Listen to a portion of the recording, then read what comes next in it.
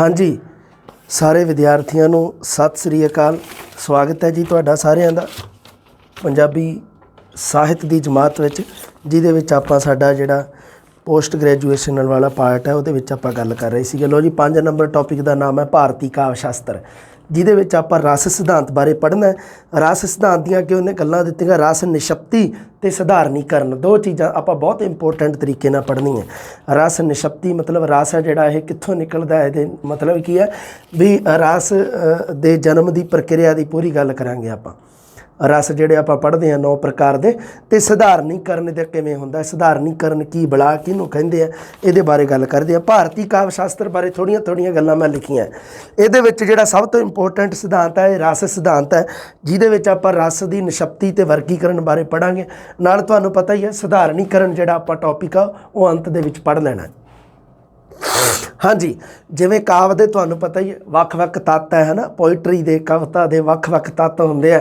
ਉਹਦੇ ਵਿੱਚ ਆਪਾਂ ਕੀ ਪੜ੍ਹਦੇ ਹਾਂ, ਰਸ, ਧੁਨੀ, ਅਲੰਕਾਰ, ਇਹ ਸਾਰੇ ਅਲੱਗ-ਅਲੱਗ ਤੱਤ ਆ, ਅਤੇ ਇਹਨਾਂ ਤੋਂ ਆਧਾਰ ਬਣਾ ਕੇ ਵਿਦਵਾਨਾਂ ਨੇ ਆਪੋ ਆਪਣੇ ਵਿਚਾਰ ਪੇਸ਼ ਕੀਤੇ ਆ।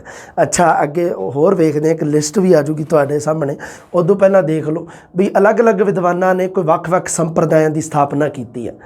ਜਿਵੇਂ ਆਪਣੇ ਵਿਚਾਰਾਂ ਦੇ ਅਨੁਸਾਰ ਕਾਵਿ ਦੀ ਆਤਮਾ ਵੱਖ-ਵੱਖ ਤੱਤਾਂ ਨੂੰ ਮੰਨਿਆ ਗਿਆ ਹੈ। ਅੱਛਾ, ਆਪਣੇ ਕੀ ਆਪਾਂ ਜਦੋਂ ਬੁੱਕ ਪੜ੍ਹਦੇ ਹਾਂ ਤਾਂ ਉਹਦੇ ਵਿੱਚ ਲਿਖਿਆ ਹੁੰਦਾ ਵੀ ਰਸ ਨੂੰ ਕਾਵਿ ਦੀ ਆਤਮਾ ਮੰਨਿਆ ਜਾਂਦਾ ਹੈ। ਇਹ ਸਾਡੇ ਆਧੁਨਿਕ ਵਿਦਵਾਨਾਂ ਨੇ ਇਸ ਚੀਜ਼ ਨੂੰ ਫਾਈਨਲ ਕਲੀਅਰ ਕੀਤਾ।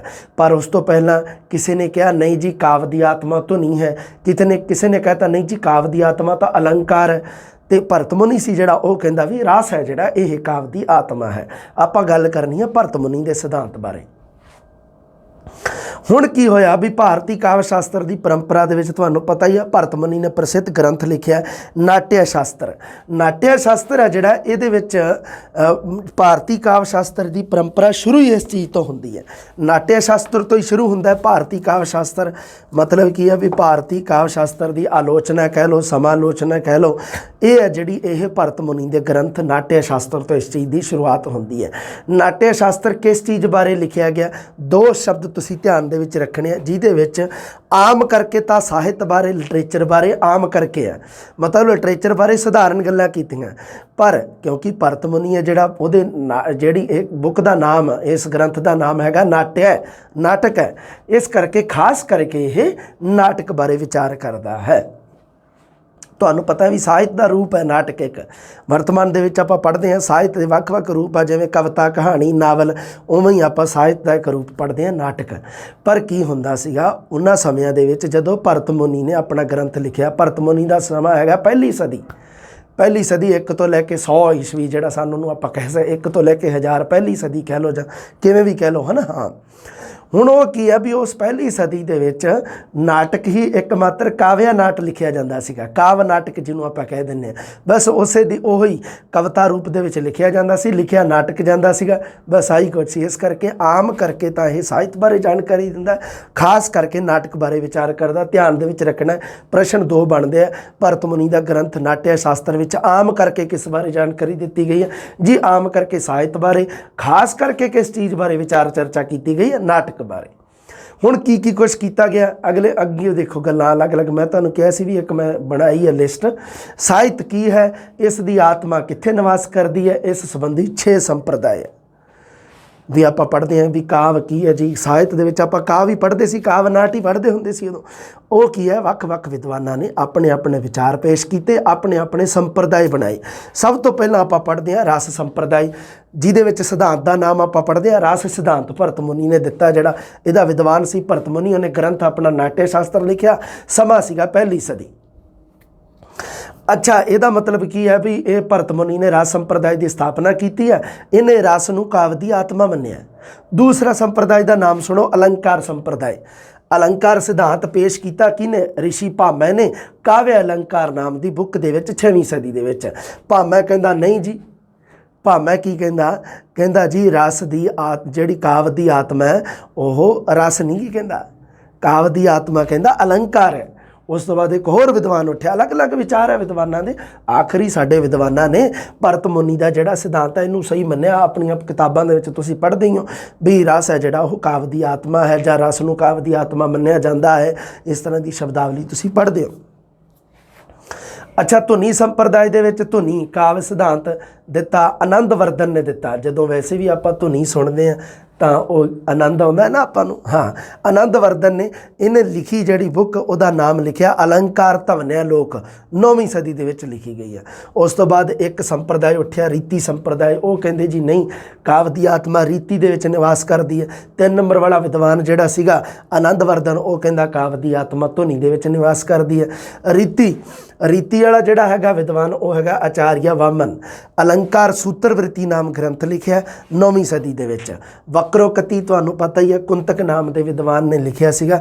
ਵਕਰੋਕਤੀ ਜੀਵਤ, ਜਿਹਦੇ ਵਿੱਚ ਉਸਨੇ ਵਕਰੋਕਤੀ ਨੂੰ ਕਾਵਿ ਦੀ ਆਤਮਾ ਮੰਨਿਆ ਹੈ। ਇਹ 10ਵੀਂ 11ਵੀਂ ਸਦੀ ਵਿੱਚ। ਉਸ ਤੋਂ ਬਾਅਦ ਔਚਿਤਯ ਸੰਪਰਦਾਇ ਇੱਕ ਚੱਲਿਆ। ਔਚਿਤਯ ਸੰਪਰਦਾਇ, ਔਚਿਤਯ ਸਿਧਾਂਤ, ਕਸ਼ੇਮੇਂਦਰ ਔਚਿਤਯ ਵਿਚਾਰ ਚਰਚਾ ਇਸਨੇ ਲਿਖਿਆ। ਇੱਕ ਤੁਸੀਂ ਹੋਰ ਪੜ੍ਹਦੇ ਹੋ, ਕਸ਼ੇਮੇਂਦਰ ਦਾ ਵਰਹਤ ਕਥਾ ਮੰਜਰੀ, ਇਹਦੀ ਬੁੱਕ ਪੜ੍ਹਦੇ ਹੋ ਤੁਸੀਂ, ਮੈਨੂੰ ਅੱਜ ਤੱਕ ਯਾਦ ਹੈ, ਜੀਕੇ ਦੇ ਵਿੱਚ ਪੜ੍ਹੀ ਹੋਈ ਹੈ ਇਹ ਮੈਂ।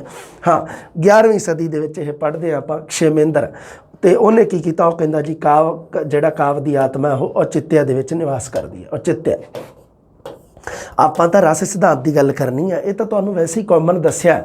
ਇਹ ਤਾਂ ਭਾਰਤੀ ਕਾਵਿ ਸ਼ਾਸਤਰ ਦੀਆਂ ਗੱਲਾਂ ਦੱਸੀਆਂ ਵੀ ਕਿਵੇਂ ਭਾਰਤ ਦੇ ਵਿਦਵਾਨਾਂ ਨੇ ਸਾਡੀ ਜਿਹੜੀ ਪੁਰਾਣੀ ਜਿਹੜੀ ਸੰਪਰਦਾਇ ਚੱਲੀਆਂ ਆ ਰਹੀਆਂ, ਉਹਨਾਂ ਦੇ ਬਾਰੇ ਮੈਂ ਥੋੜ੍ਹੀ ਗੱਲ ਤੁਹਾਨੂੰ ਦੱਸੀ ਹੈ। ਆਪਾਂ ਤਾਂ ਰਸ ਸਿਧਾਂਤ ਦੇ ਵਿੱਚ ਭਰਤ ਮੁਨੀ ਦੀ ਗੱਲ ਕਰਨੀ ਮੇਨ ਤਾਂ।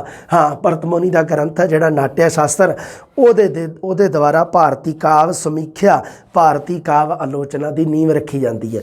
ਮਤਲਬ ਭਾਰਤੀ ਕਾਵਿ ਆਲੋਚਨਾ ਸ਼ੁਰੂ ਕਿੱਥੋਂ ਹੁੰਦੀ ਹੈ? ਤੁਸੀਂ ਕਹੋ ਸਰ ਜੀ ਭਾਰਤ ਦੇ ਵਿੱਚ ਕਵਿਤਾ ਦੀ ਆਲੋਚਨਾ ਸ਼ੁਰੂ ਕਿਹਨੇ ਕੀਤੀ ਹੈ? ਤਾਂ ਮੇਰਾ ਜਵਾਬ ਇਹ ਹੋਊਗਾ ਜੀ, ਭਾਰਤ ਦੇ ਵਿੱਚ ਜਦੋਂ ਆਪਣਾ ਕਾਵਿ ਆਲੋਚਨਾ ਦੀ ਸ਼ੁਰੂਆਤ ਹੈ ਜਿਹੜੀ, ਉਹ ਭਰਤ ਮੁਨੀ ਨੇ ਕੀਤੀ ਹੈ। ਅਤੇ ਇਸ ਚੀਜ਼ ਦਾ ਹਵਾਲਾ ਆਪਾਂ ਨੂੰ ਭਰਤ ਮੁਨੀ ਦੇ ਗ੍ਰੰਥ ਨਾਟਯ ਸ਼ਾਸਤਰ ਤੋਂ ਮਿਲਦਾ ਹੈ। ਰਸ ਸਿਧਾਂਤ ਦਾ ਮੋਢੀ ਭਰਤ ਮੁਨੀ ਹੈ। ਰਸ ਹੈ ਕੀ ਚੀਜ਼ ਹੈ? ਰਸ ਇੱਕ ਤਕਨੀਕੀ ਸੰਕਲਪ ਹੈ। ਸ਼ਬਦਾਵਲੀ ਪੜ੍ਹਨੀ ਹੈ ਹੂਬਹੂ।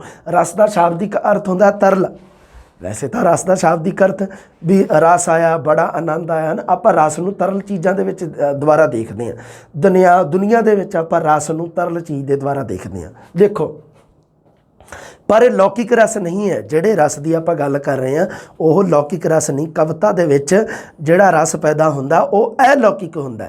ਰਸ ਵੀ 2 ਪ੍ਰਕਾਰ ਦੇ ਹੁੰਦੇ ਆ, ਇੱਕ ਲੌਕਿਕ ਰਸ ਹੁੰਦਾ, ਇੱਕ ਅਲੌਕਿਕ। ਲੌਕਿਕ ਤਾਂ ਉਹ ਹੁੰਦਾ ਜਿਹੜਾ ਸਾਨੂੰ ਨੰਗੀਆਂ ਅੱਖਾਂ ਨਾਲ ਦਿਖੇ, ਸਾਹਮਣੇ ਦਿਖੇ, ਜਿਵੇਂ ਹੰਝੂ, ਪਸੀਨਾ, ਇਹ ਲੌਕਿਕ ਰਸ ਦੀ ਸ਼੍ਰੇਣੀ ਦੇ ਵਿੱਚ ਆਉਂਦੇ ਆ। ਇਹ ਸਾਨੂੰ ਦਿਖਦੇ ਆ, ਹੰਝੂ ਆਏ ਵੇ, ਅੱਖਾਂ ਐਵੇਂ ਜਿਵੇਂ ਤ੍ਰਿਪ ਹੰਝੂ ਡਿੱਗਦੇ, ਪਸੀਨਾ ਆਇਆ ਵਾ, ਸਾਨੂੰ ਦਿਖਾਈ ਦਿੰਦਾ। ਪਰ ਜਦੋਂ ਕਵਿਤਾ ਨੂੰ ਪੜ੍ਹ ਕੇ ਆਪਾਂ ਨੂੰ ਰਸ ਆਨੰਦ ਜਿਹੜਾ ਆਉਂਦਾ ਹੈ ਉਹ ਆਪਾਂ ਨੂੰ ਦਿਖਾਈ ਨਹੀਂ ਦਿੰਦਾ, ਉਹਨੂੰ ਸਿਰਫ ਆਪਾਂ ਮਹਿਸੂਸ ਕਰ ਸਕਦੇ ਹਾਂ। ਇਸ ਕਰਕੇ ਇਸ ਨੂੰ ਅਲੌਕਿਕ ਰਸ ਕਿਹਾ ਜਾਂਦਾ ਹੈ। ਰਸ ਦਾ ਸੰਬੰਧ ਹੈ ਜਿਹੜਾ, ਇਹ ਦੁਨੀਆ ਦੇ ਸਾਰੇ ਰਸਾਂ ਨਾਲ ਨਹੀਂ ਗਾ ਜਿਹੜੀ ਦੀ ਮੈਂ ਗੱਲ ਕਰਦਾ। ਐ ਨਹੀਂ ਵੀ ਤੁਸੀਂ ਦੁਕਾਨ ਤੋਂ ਭੱਜ ਕੇ ਰਸਾਂ ਵਾਲਾ ਪੈਕਟ ਚੱਕ ਲਿਓ, ਸਰ ਜੀ ਉਹ ਲਿਓ ਰਸ, ਐਵੇਂ ਨਹੀਂ ਕਰਨੀ।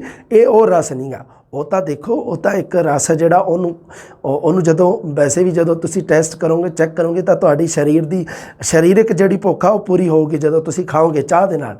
ਇਹ ਰਸ ਹੈ ਜਿਹੜਾ, ਇਸ ਦੇ ਨਾਲ ਸਾਡੀ ਮਾਨਸਿਕ ਭੁੱਖ ਦੂਰ ਹੁੰਦੀ ਹੈ। ਇਸ ਨੂੰ ਅਲੌਕਿਕ ਰਸ ਕਿਹਾ ਜਾਂਦਾ। ਕਵਿਤਾ ਸਾਡੇ ਸਰੀਰਕ ਭੁੱਖ ਥੋੜ੍ਹਾ ਮਿਟਾਉਂਦੀ ਹੈ। ਕਵਿਤਾ ਵੀ ਰਸ ਦਾ ਸੰਬੰਧ ਹੈ ਤਾਂ ਕਵਿਤਾ ਨਾਲ ਹੀ ਹੈ, ਲੈ ਦੇ ਕੇ। ਅਤੇ ਰਸ ਮਤਲਬ ਕਵਿਤਾ ਸਾਡੀ ਸਰੀਰਕ ਭੁੱਖ ਨਹੀਂ, ਇਹ ਸਾਡੀ ਮਾਨਸਿਕ ਆਤਮਿਕ ਭੁੱਖ ਨੂੰ ਸ਼ਾਂਤ ਕਰਦੀ ਹੈ, ਸਾਡੀ ਮਾਨਸਿਕਤਾ ਨੂੰ ਸ਼ਾਂਤ ਕਰਦੀ ਹੈ। ਅਲੌਕਿਕ ਹੈ, ਮਨੁੱਖ ਦੇ ਅੰਦਰ ਵਾਪਰਨ ਵਾਲੀ ਇੱਕ ਕਿਰਿਆ ਹੈ। ਰਸ ਹੈ ਜਿਹੜਾ, ਵੈਸੇ ਹੀ ਤੁਹਾਨੂੰ ਕਾਮਨ ਗੱਲਾਂ ਦੱਸੀਆਂ। ਭਰਤ ਮੁਨੀ ਨੇ ਰਸ ਦੇ ਸਰੂਪ ਬਾਰੇ ਇੱਕ ਗੱਲ ਲਿਖੀ ਹੈ ਵੀ ਰਸ ਦਾ ਰੂਪ, ਸਰੂਪ, ਆਕਾਰ, ਪ੍ਰਕਾਰ, ਚਿਹਰਾ, ਮੋਹਰਾ ਕਿਵੇਂ ਦਾ ਹੈ। ਕਹਿੰਦਾ ਦੇਖੋ, ਉਹ ਕਹਿੰਦਾ ਰਸ ਤੇ ਅਸਵਾਦ ਤੇ ਇਤ ਰਸ ਹੈ। ਕਹਿੰਦਾ ਅਰਥਾਤ ਜੋ ਰਸ ਆਨੰਦ ਜਾਂ ਮਜ਼ਾ ਦੇਵੇ ਉਹ ਰਸ ਹੈ।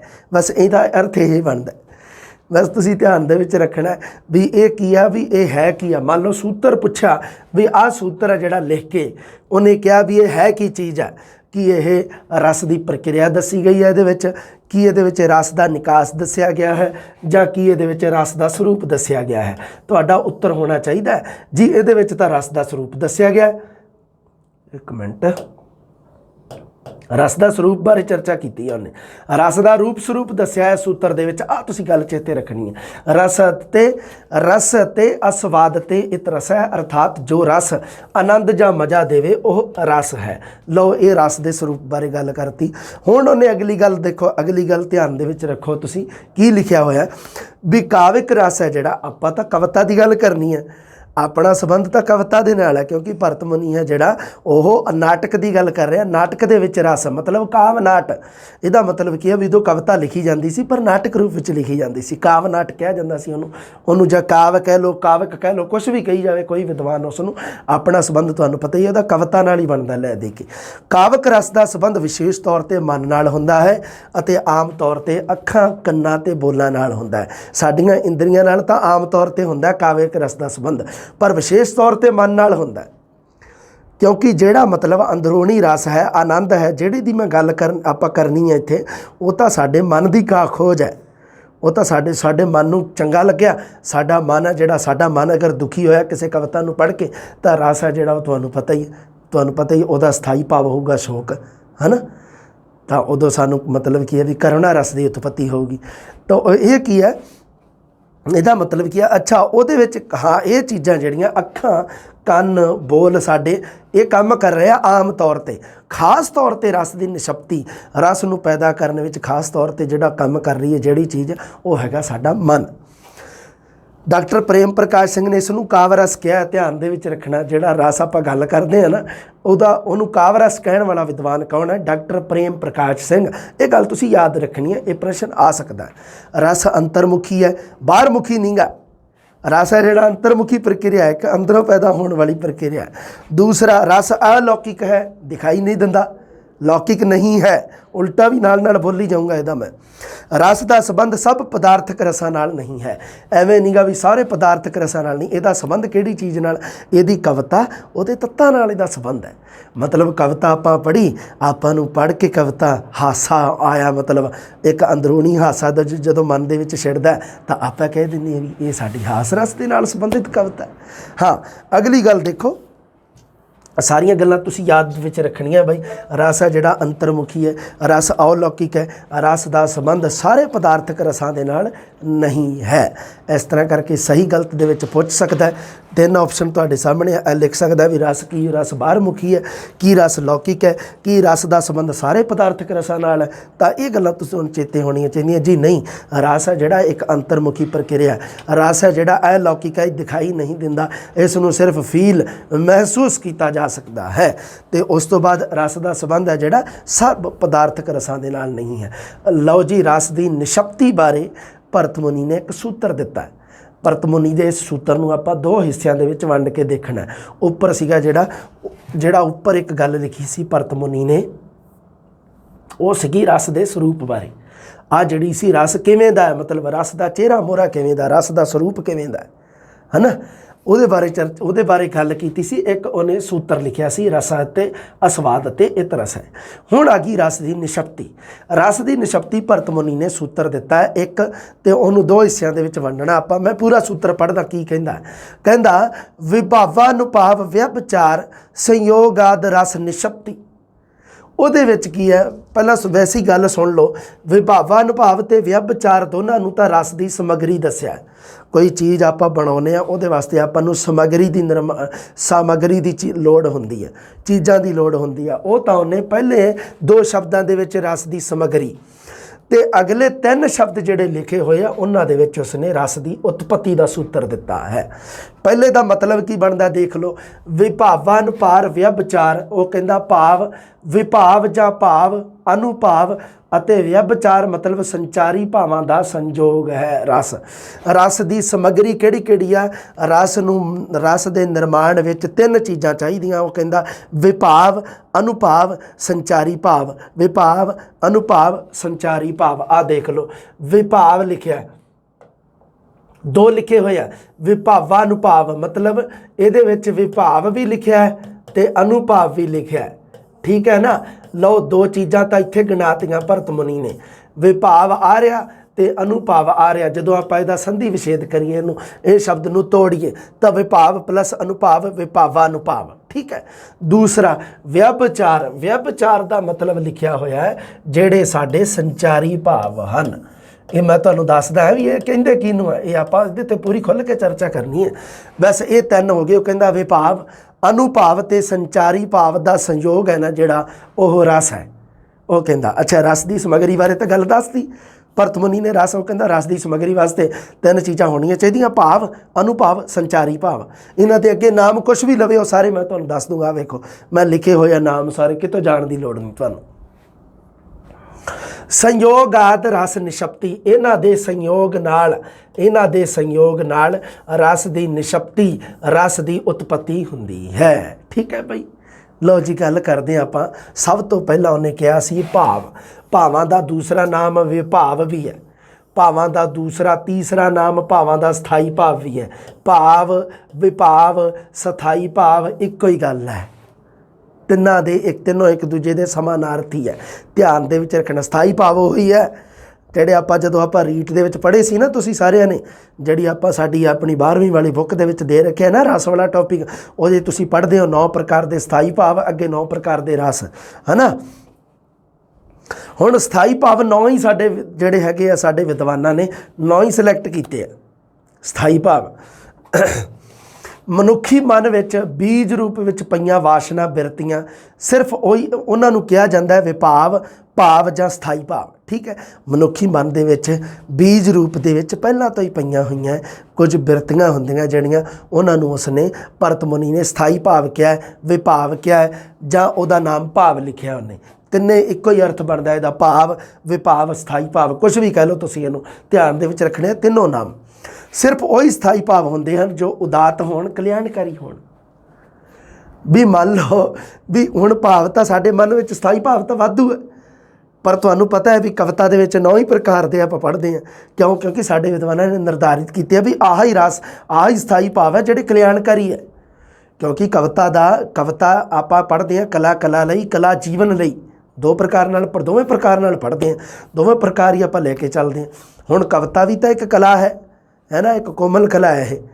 ਤਾਂ ਇਹਦੇ ਵਿੱਚ ਹੁਣ ਕਵਿਤਾ ਤਾਂ ਉਹੀ ਮਤਲਬ ਕਾਰਗਰ ਹੈ, ਉਹੀ ਵਧੀਆ ਕਹਿ ਲਓ ਤੁਸੀਂ ਵੀ ਜਿਹੜੀ ਸਮਾਜ ਨੂੰ ਕੋਈ ਸੇਧ ਦੇਵੇ, ਸਮਾਜ ਵਾਸਤੇ ਕਲਿਆਣਕਾਰੀ ਹੋਵੇ, ਸਮਾਜ ਵਾਸਤੇ ਜੋ ਉਦਾਤ ਹੋਵੇ, ਕਲਿਆਣਕਾਰੀ ਹੋਵੇ। ਅਤੇ ਉਸ ਸਥਿਤੀ ਦੇ ਵਿੱਚ ਸਾਡੇ ਮਨ ਦੇ ਵਿੱਚ ਤਾਂ ਦੇਖੋ ਬਹੁਤ ਤਰ੍ਹਾਂ ਦੇ ਸਥਾਈ ਭਾਵ ਹੈ। ਸਥਾਈ ਭਾਵਾਂ ਦਾ ਕੋਈ ਅੰਤ ਥੋੜ੍ਹਾ ਹੈ, ਪਰ ਸਥਾਈ ਭਾਵ ਉਹੋ ਹੀ ਸਾਡੀ ਕਵਿਤਾ ਵਿੱਚ ਲਏ ਜਾਂਦੇ ਆ ਜਿਹੜੇ ਸਥਾਈ ਭਾਵਾਂ ਨੂੰ ਮਨੁੱਖ ਦੇ ਵਿੱਚ ਆਪਾਂ ਕਹਿ ਲਓ ਵੀ ਮਨੁੱਖੀ ਸਮਾਜ ਦੇ ਵਿੱਚ ਆਪਾਂ ਕਲਿਆਣਕਾਰੀ ਰੂਪ ਵਿੱਚ ਆਪਾਂ ਵਰਤ ਸਕਦੇ ਹਾਂ। ਉਹੀ ਹੁੰਦੇ ਸਥਾਈ ਭਾਵ, 9 ਹੀ ਵਰਤੇ ਗਏ ਆ। ਤਾਂ ਹੀ ਭਾਵ, ਵਿਭਾਵ, ਸਥਾਈ ਭਾਵ ਇਹ ਵੀ ਤੁਹਾਨੂੰ ਦੱਸ ਦੂੰਗਾ ਵੀ ਭਰਤ ਮੁਨੀ ਨੇ ਕਿੰਨੇ ਗਿਣਾਏ ਆ, ਕੋਈ ਗੱਲ ਨਹੀਂ। ਅੱਛਾ, ਇੱਕ ਤਾਂ ਤੁਸੀਂ ਧਿਆਨ ਦੇ ਵਿੱਚ ਰੱਖਣਾ, ਮਨੁੱਖੀ ਮਨ ਵਿੱਚ ਬੀਜ ਰੂਪ ਵਿੱਚ ਪਈਆਂ ਵਾਸ਼ਨਾ ਬਿਰਤੀਆਂ ਨੂੰ ਭਰਤ ਮੁਨੀ ਨੇ ਕੀ ਕਿਹਾ? ਭਾਵ, ਵਿਭਾਵ ਜਾਂ ਸਥਾਈ ਭਾਵ ਹੈ। ਸਥਾਈ ਭਾਵ ਕਿਹੜੇ ਹੁੰਦੇ ਆ? ਜਿਹੜੇ ਉਦਾਤ ਅਤੇ ਕਲਿਆਣਕਾਰੀ ਹੋਣ, ਬਸ ਉਸ ਤੋਂ ਇਲਾਵਾ ਕੋਈ ਨਹੀਂ। ਜਿਹੜੇ ਮਨੁੱਖ ਵਾਸਤੇ ਕਲਿਆਣਕਾਰੀ ਨਹੀਂ ਗੇ ਉਹਨਾਂ ਨੂੰ ਸਥਾਈ ਭਾਵਾਂ ਦੀ ਗਿਣਤੀ ਵਿੱਚ ਗਿਣਿਆ ਹੀ ਨਹੀਂ ਜਾਂਦਾ ਗਾ। ਅਗਲੀ ਗੱਲ ਦੱਸੋ, ਅਨੁਭਾਵ। ਅਨੁਭਾਵ ਦਾ ਇੱਕੋ ਹੀ ਨਾਮ ਹੈ ਬਾਈ, ਇਹਦੇ ਹੀ ਆ 3 ਨਾਮ। ਅਨੁਭਾਵ ਕਿਹਨੂੰ ਕਹਿੰਦੇ ਆ? ਇੱਕ ਤਾਂ ਅਨੁਭਵ ਆਪਾਂ ਪੜ੍ਹਦੇ ਆ, ਅਨੁਭਵ ਨਹੀਂ, ਉਹ ਨਹੀਂ ਗਾ ਇਹ ਹੈਗਾ ਅਨੁਭਾਵ। ਜਿਨ੍ਹਾਂ ਦੁਆਰਾ ਸਾਨੂੰ ਸਥਾਈ ਭਾਵਾਂ ਦਾ ਅਨੁਭਵ ਹੋਵੇ, ਅਨੁਭਾਵ ਦੁਆਰਾ ਸਾਨੂੰ ਸਥਾਈ ਭਾਵ ਦਾ ਅਨੁਭਵ ਹੁੰਦਾ। ਅਗਰ ਪ੍ਰਸ਼ਨ ਆ ਜੇ ਵੀ ਸਥਾਈ ਭਾਵ ਦਾ ਅਨੁਭਵ ਸਾਨੂੰ ਕਿਸ ਦੁਆਰਾ ਹੁੰਦਾ ਤਾਂ ਉੱਤਰ ਆਊਗਾ ਅਨੁਭਾਵ। ਭਰਤ ਮੁਨੀ ਨੇ ਇਹਦੀ ਪਰਿਭਾਸ਼ਾ ਦਿੱਤੀ ਹੈ ਅਨੁਭਾਵ ਦੀ। ਉਹ ਕਹਿੰਦਾ ਵੀ ਵਾਰਤਾਲਾਪ ਅਤੇ ਅਭਿਨੈ ਰਾਹੀਂ ਪਾਤਰ ਜਿਸ ਸੰਯੁਕਤ ਅਰਥ ਦੀ ਪੇਸ਼ਕਾਰੀ ਕਰਦੇ ਹਨ ਉਸ ਨੂੰ ਭਰਤ ਮੁਨੀ ਨੇ ਅਨੁਭਾਵ ਕਿਹਾ। ਨਾਟਕ ਦੇ ਵਿੱਚ ਕੀ ਕੁਛ ਹੁੰਦਾ? ਨਾਟਕਾਂ ਦੇ ਵਿੱਚ ਪਾਤਰ ਆਪਸ ਦੇ ਵਿੱਚ ਵਾਰਤਾਲਾਪ ਕਰਦੇ ਆ, ਅਭਿਨੈ ਕਰਦੇ ਆ, ਐਕਟਿੰਗ ਕਰਦੇ ਆ ਨਾ ਨਾਟਕ ਦੇ ਵਿੱਚ। ਵਾਰਤਾਲਾਪ ਅਤੇ ਅਭਿਨੈ ਇਹ ਬਹੁਤ ਇੰਪੋਰਟੈਂਟ ਚੀਜ਼ਾਂ, ਨਾਟਕ ਦਾ ਇੱਕ ਬਹੁਤ ਜ਼ਰੂਰੀ ਅੰਗ ਹੈ ਇਹ, ਹੈ ਨਾ। ਇਹਨਾਂ ਬਿਨਾਂ ਤੁਸੀਂ ਨਾਟਕ ਦੀ ਹੋਂਦ ਨੂੰ ਤੁਸੀਂ ਕਹਿ ਹੀ ਨਹੀਂ ਸਕਦੇ ਵੀ ਨਾਟਕ ਦੁਨੀਆ 'ਤੇ ਇਹਦੇ ਤੋਂ ਬਿਨਾਂ ਹੋ ਸਕਦਾ। ਅਤੇ ਨਾਟਕ ਇਹਨਾਂ ਦੇ ਸਹਾਰੇ ਟਿਕਿਆ ਹੋਇਆ, ਰੰਗਮੰਚ ਦੇ ਸਹਾਰੇ। ਰੰਗਮੰਚ ਦੇ ਉੱਤੇ ਅਭਿਨੈ ਜਿਹੜਾ ਐਕਟਿੰਗ ਰੰਗਮੰਚ 'ਤੇ ਕੀਤੀ ਜਾਂਦੀ ਹੈ ਨਾ। ਭਰਤ ਮੁਨੀ ਨੇ ਅਨੁਭਾਵ ਕਿਹਾ ਹੈ ਵੀ ਜਿਨ੍ਹਾਂ ਦੁਆਰਾ ਸਥਾਈ ਭਾਵਾਂ ਦਾ ਅਨੁਭਵ ਹੋਵੇ। ਵੇ ਸੰਚਾਰੀ ਜਾਂ ਵਿਭਚਾਰੀ ਭਾਵ, ਅਗਲੇ ਆਹ ਦੇਖੋ ਵਿਭਚਾਰ ਲਿਖਿਆ ਨਾ, ਇਹਨਾਂ ਨੂੰ ਸੰਚਾਰੀ ਭਾਵ ਵੀ ਲਿਖਿਆ ਉਹਨੇ। ਮਤਲਬ ਕਿ ਸਾਡੀ ਭਾਸ਼ਾ ਦੇ ਵਿੱਚ ਉਹਨਾਂ ਨੂੰ ਸੰਚਾਰੀ ਭਾਵ, ਸੰਚਾਰ ਕਰਨ ਵਾਲੇ ਹੁੰਦੇ ਆ ਨਾ, ਕਮਿਊਨੀਕੇਸ਼ਨ ਜਿਹਨਾਂ ਨੂੰ ਆਪਾਂ ਕਹਿ ਦਿੰਦੇ ਹਾਂ, ਉਹਨੂੰ ਭਰਤ ਮੁਨੀ ਨੇ ਵਿਭਚਾਰੀ, ਜਿਹਨੂੰ ਵਿਭਚਾਰੀ ਭਾਵ ਕਿਹਾ। ਸਥਾਈ ਭਾਵਾਂ ਨੂੰ ਜਗਾਉਣ ਵਾਲੇ ਭਾਵਾਂ ਨੂੰ ਉਸਨੇ ਵਿਭਚਾਰੀ ਭਾਵ ਕਿਹਾ। ਸਥਾਈ ਭਾਵਾਂ ਦਾ ਸੰਚਾਰ ਕਰਨ ਵਾਲੇ, ਸਥਾਈ ਭਾਵਾਂ ਨੂੰ ਜਗਾਉਣ ਵਾਲੇ ਕਿਹੜੇ ਹੁੰਦੇ ਆ? ਵਿਭਚਾਰੀ ਭਾਵ ਜਾਂ ਸੰਚਾਰੀ ਭਾਵ, ਤਿੰਨੋਂ ਇੱਕ ਦੂਜੇ ਨਾਲ ਜੁੜੇ ਹੋਏ ਆ। ਸਥਾਈ ਭਾਵਾਂ ਦਾ ਅਨੁਭਵ ਕਰਾਉਣ ਵਾਲੇ ਅਨੁਭਾਵ ਹੈ, ਸਥਾਈ ਭਾਵਾਂ ਨੂੰ ਜਗਾਉਣ ਵਾਲੇ ਸੰਚਾਰੀ ਹੈ। ਸਾਡੇ ਸਥਾਈ ਭਾਵ ਕਿਹੜੇ ਆ? ਆਹ ਦੇਖ ਲੈ ਉੱਪਰ ਸਥਾਈ ਭਾਵ ਦੀ ਪਰਿਭਾਸ਼ਾ। ਮਤਲਬ ਕੀ ਹੈ ਵੀ ਇਹ ਦੋਨੋਂ ਉਹਦੇ ਨਾਲ ਜੁੜਦੇ ਹੈ ਜਾ ਕੇ। ਅਨੁਭਾਵ ਤਾਂ ਸਥਾਈ ਭਾਵ ਦਾ ਅਨੁਭਵ ਕਰਵਾਉਂਦਾ ਹੈ ਅਤੇ ਸੰਚਾਰੀ ਜਾਂ ਵਿਭਚਾਰੀ ਭਾਵ ਹੈ ਉਹ ਸਥਾਈ ਭਾਵਾਂ ਨੂੰ ਜਗਾਉਂਦਾ ਹੈ। ਕਿਵੇਂ ਲੱਗੀ ਗੱਲਬਾਤ? ਘੈਂਟ ਹੈ ਕਿ ਨਹੀਂ? ਬਸ ਮੈਂ ਤੁਹਾਨੂੰ ਦੱਸਿਆ ਸੀ ਨਾ ਵੀ ਤੁਹਾਡੀ ਗੱਲ ਕਲੀਅਰ ਕਰ ਦੂੰਗਾ ਮੈਂ, ਪਾਸੇ ਜਾਣ ਦੀ ਲੋੜ ਨਹੀਂ, ਕਿਤੇ ਭੱਜਣ ਦੀ ਲੋੜ ਨਹੀਂ ਤੁਹਾਨੂੰ। ਸਥਾਈ ਭਾਵਾਂ ਨੂੰ ਜਗਾਉਣ ਵਿੱਚ ਸਹਾਇਕ ਬਣਨ ਵਾਲੇ ਥੋੜ੍ਹੇ ਚਿਰੇ ਭਾਵਾਂ ਨੂੰ ਆਪਾਂ ਸੰਚਾਰੀ ਜਾਂ ਅਸਥਾਈ ਜਾਂ ਵਿਭਚਾਰੀ ਭਾਵ ਵੀ ਆਖਦੇ ਹਨ।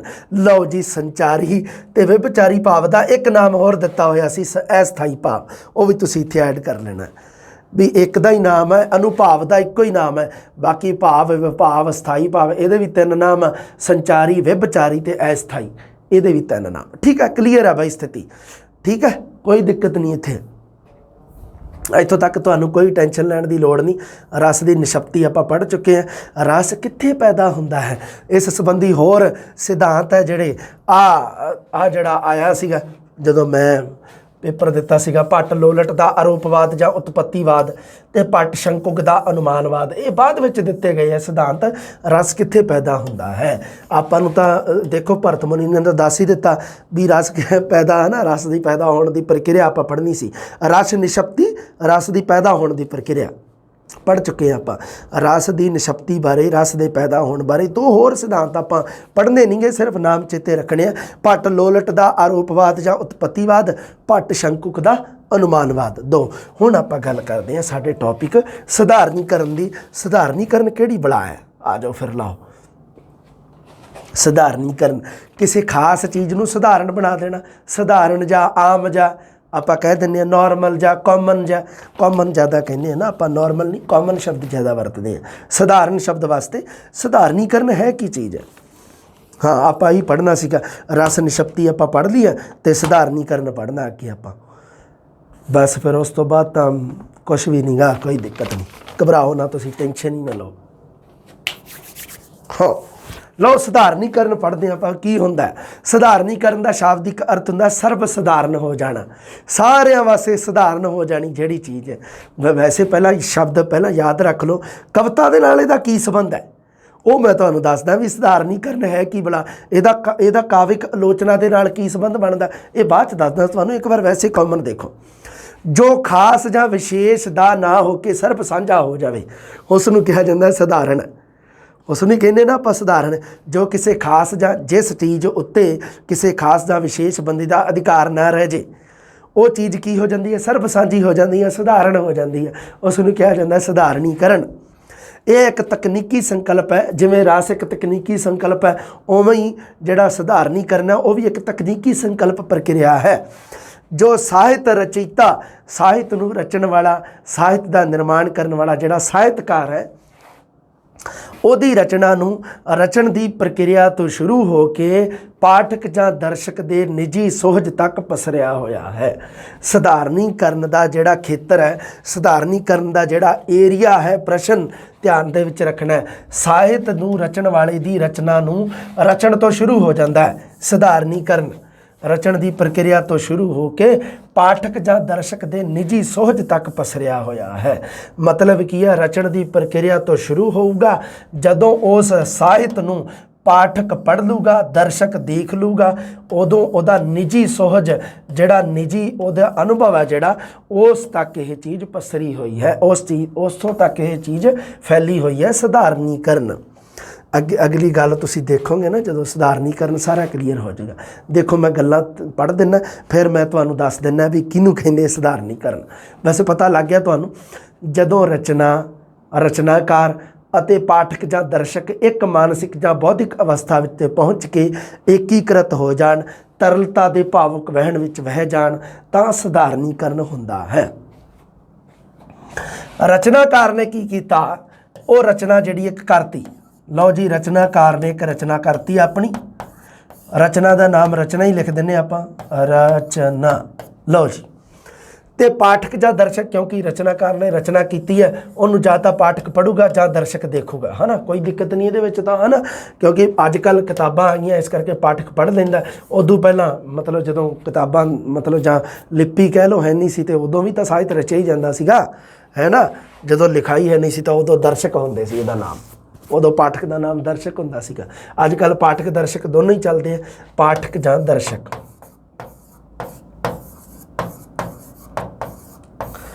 ਹੁਣ ਦੇਖੋ ਜੀ, ਰਚਨਾਕਾਰ ਸੀਗੇ ਮੰਨ ਲਓ ਸ਼੍ਰੀ ਗੁਰੂ ਗੋਬਿੰਦ ਸਿੰਘ।